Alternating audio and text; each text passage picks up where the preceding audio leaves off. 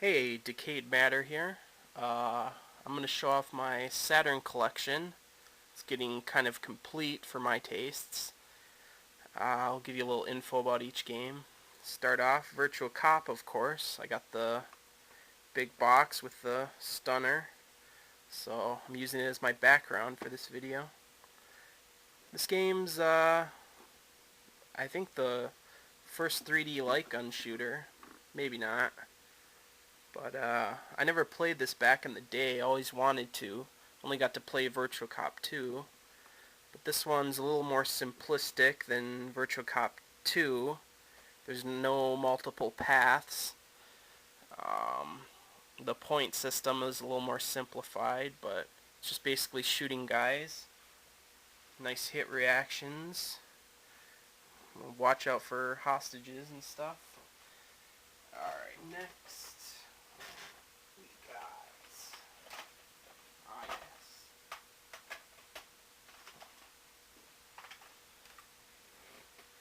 Virtua Fighter Remix. Pretty revolutionary at the time. I think it was the first 3D fighter.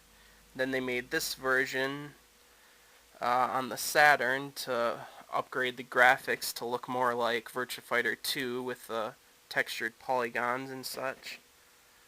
And it's pretty simplistic now, kind of clunky, but AI opponents are really brutal once you get a little farther. Really brutal, where I lose all the time. Alright, then of course, gotta have Virtua Fighter 2. Kind of the same deal, 2 extra characters, more moves, better graphics. I used to play this a lot with my friends versus. Looked so amazing at the time. Always wanted to have it for myself, so I finally picked it up. Good fighter, but again, the AI can get really brutal.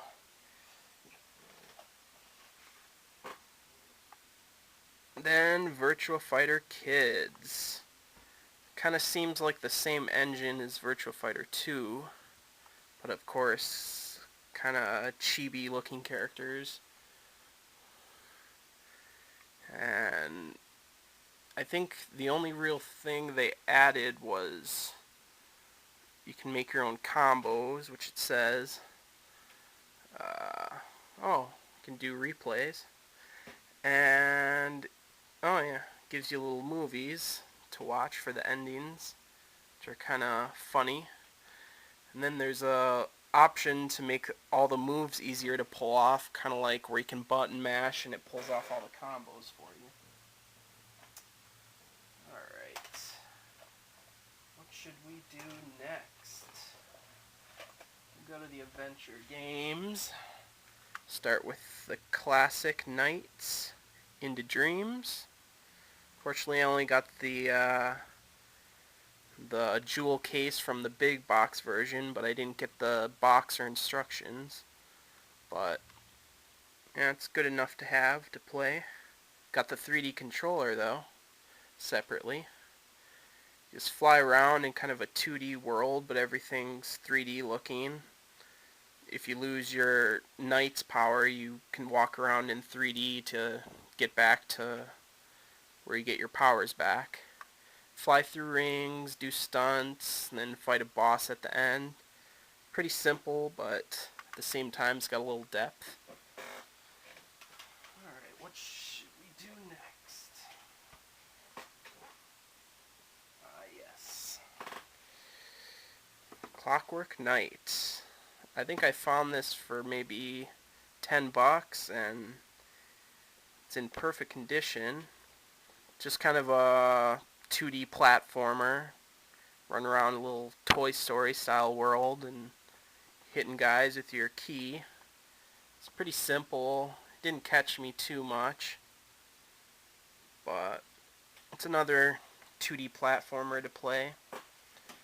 Shows off what the Saturn can do 2D wise. Next we have Legend of Oasis. I really liked this back in the day when my friend had it. It's RPG slash adventure game, kind of an overhead like Zelda. It's made by the team who did Streets of Rage, so you can kind of see the influence when you're playing it as far as the animation and fighting goes. Nice art design, nice big boss characters as you can see right there. So this is definitely good to pick up because it's cheap and it's a longer adventure rather than most of the arcade games that Saturn got. Alright. Yes. Shinobi Legions. Not too rare, but one of my favorite Saturn games. 2D ninja action platformer. Lots of different sword moves to do. Lots of power-ups that are cool. Use digitized graphics, kind of like Mortal Kombat, digitized from real people.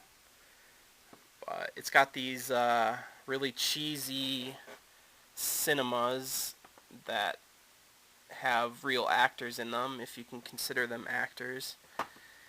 Horrible acting, horrible fighting sequences in those scenes, but worth a laugh for completing the level.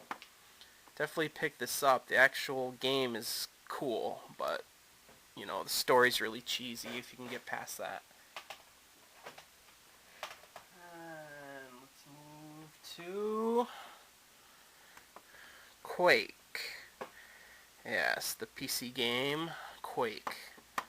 However, it's not on the actual Quake engine.